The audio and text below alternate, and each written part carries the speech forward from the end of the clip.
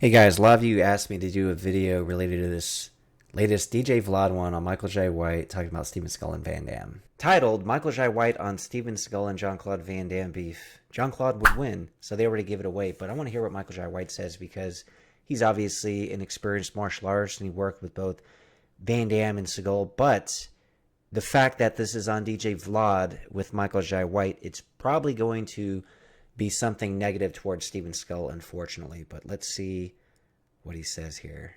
One of my members, freaking Pedro, he actually brought this up to ask you.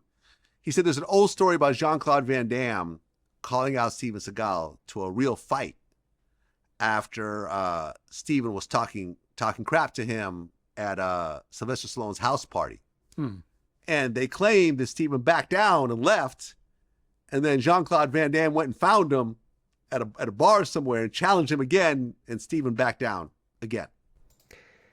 It's hard to say how much truth there is to that story because it happened in the 90s when both guys were in their prime and nobody talked about it as far as I know. It was never like in the news or National Enquirer or whatever.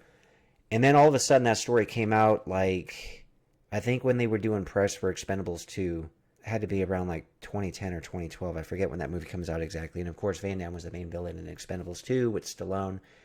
So I don't know if it was just to drum up some press for the movie. And of course, Steven Seagal's synonymous with the martial arts films, the martial arts world, action movies, and people probably wonder why he was in the Expendables movie, which I believe had to do with the producer Avi Lerner.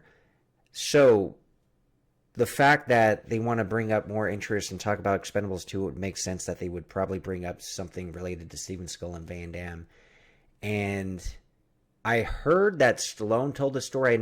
I seen that online. Like, I never seen him in an interview, like, speak about it, though. So I don't know how much truth there is to that story.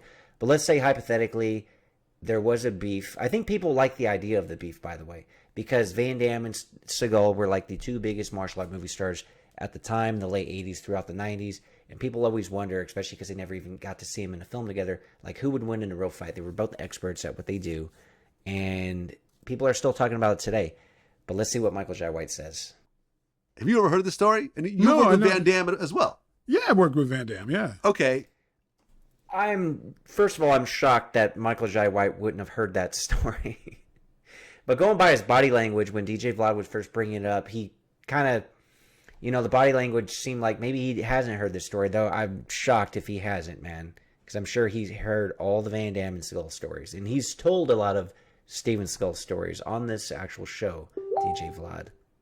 Based on Van Damme and Seagal, based on your familiarity with both of them, can you see something like this happen? Yes, absolutely. Absolutely. Absolutely. Okay. Yep. Van Damme's not afraid to spar people. He sparred me back in with when we were doing what's the name of the damn movie? Universal Soldier. Yeah. I was in the first one. Yeah. And we would work out together. And he had no real fear. I never heard the story about him sparring Van Damme. Like, I don't doubt that they worked out together, but I never heard that they sparred each other. Simon Rhee actually talked about sparring Van Damme too, also on Universal Soldier. So maybe like Van Damme was sparring everybody on the set of Universal Soldier because he's with these great martial artists, right?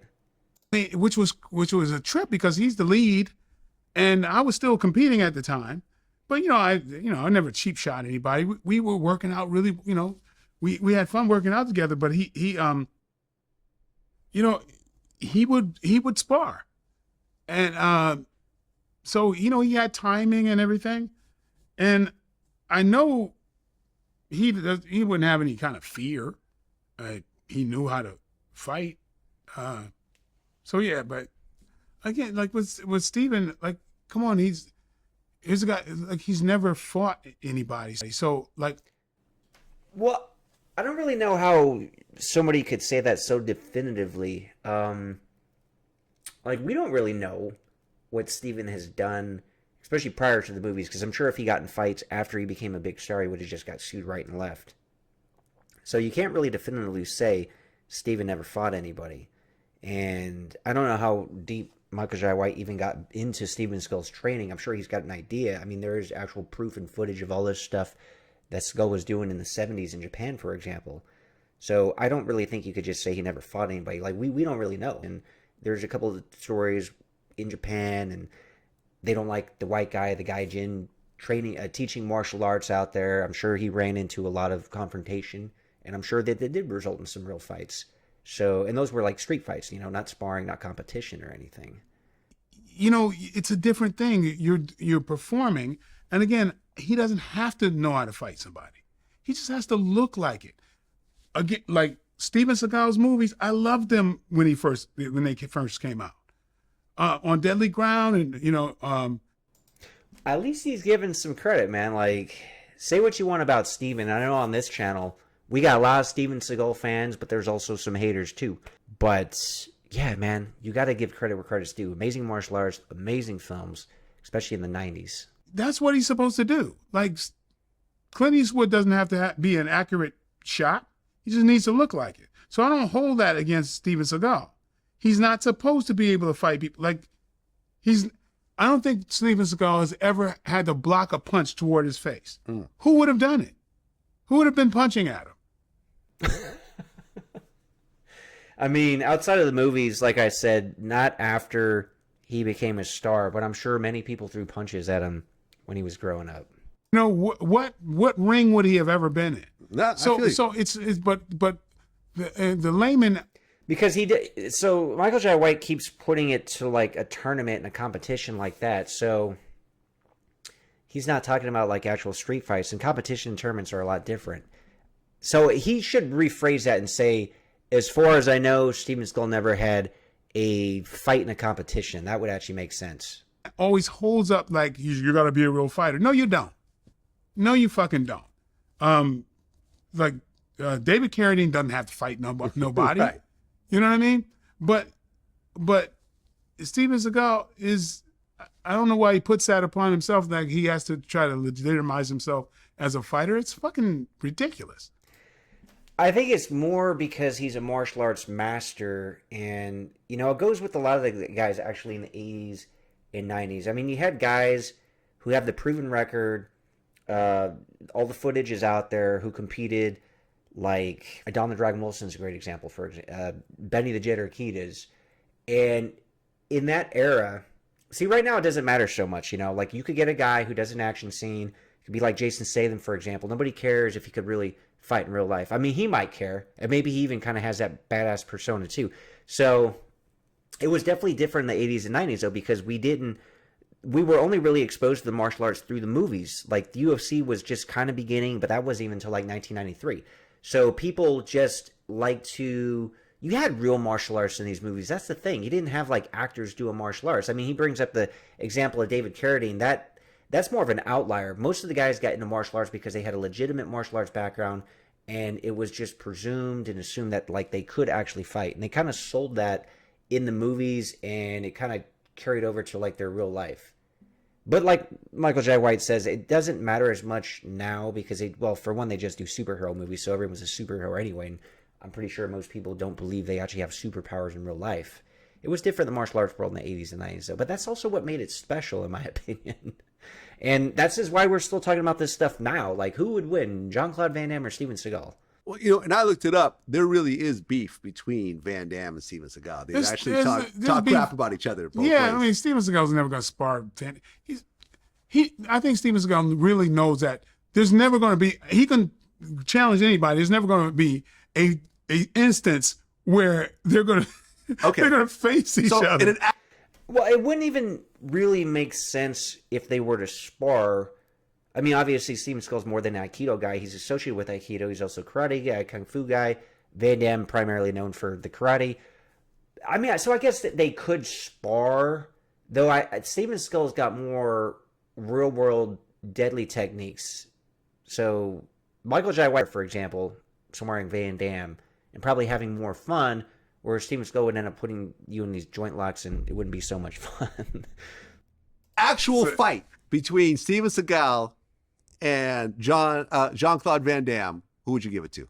If Jean-Claude Van Damme, look, anybody. I'm sorry. In my belief, you would beat Steven Seagal as far as in my estimation, Please tell me you're kidding. That is beyond ridiculous, man. So anybody can make a legitimate argument with Van Damme and Seagal. Like, is it a competition? Is it in a ring?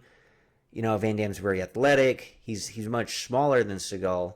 I think both in their prime. I think Van Damme was probably about 180. Seagal was probably only 190.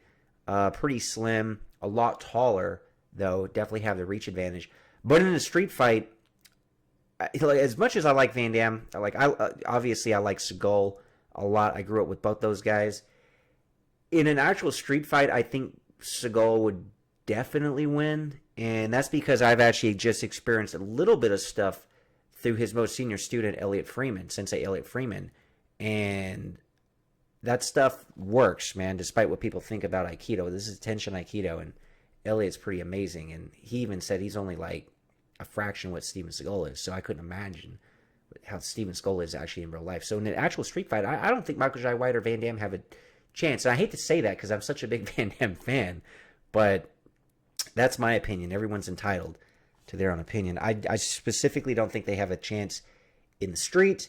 I think because Michael Jai White and Van Damme are both athletic, they would have a chance with rules in a competition where a lot of stuff that Steven Seagal does, he wouldn't even be allowed to do, like in a competition.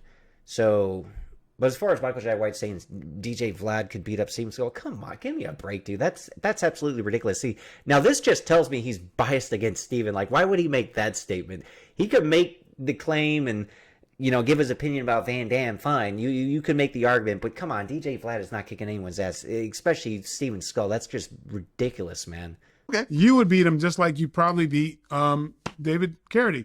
If you really fight, he's not. When would he have fought somebody? Yeah. When would be the instance where somebody's trying to kick the shit out of Steven Seagal in a match?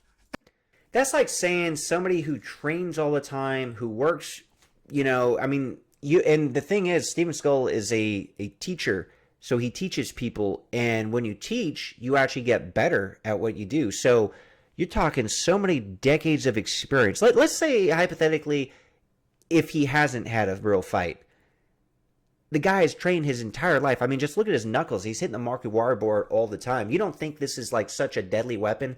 It's almost just like saying, like, a nuclear bomb can't kill people, you know, just because it's never been launched. Like, it's pretty damn deadly, man. Thank God it hasn't been launched. Well, I mean, I guess a couple have in Japan. But that's like saying Seagal can't do anything because he never fought. It's like, well, he's like a nuclear bomb that's ready to explode if he goes off on somebody, in my opinion. It's probably best that he doesn't. And who would that be? If that person who tried to kick Seagal or tried to fight him or that sparred with Seagal, if that ever happened, we would know who that person would be. Right. There's no way that happens. So here's a guy who's never done that. He's never had to block a punch intended to knock his ass out. Van Damme has. Well, I mean, where's the proof that Van Damme has had punches thrown at him intended to knock him out? Because he was doing point tournaments back in the day. So I'd make the argument, like, has anyone actually thrown a punch trying to knock Michael Jai White out? Because also he's done point competitions. So throwing that at Steven and making something negative, it doesn't really make sense. It doesn't help his case, in my opinion. Right, because Van Damme was an actual martial artist before he went to Hollywood, right? Yes. And I know he spars people. When he says Van Damme was an actual martial artist before he went to Hollywood, like, well, so was Steven Seagal, man. He ran a freaking dojo in Japan, and he ran one in L.A. He sparred me. How do you do? He's he's not the same level. You know, it wasn't the same. He's not supposed to be.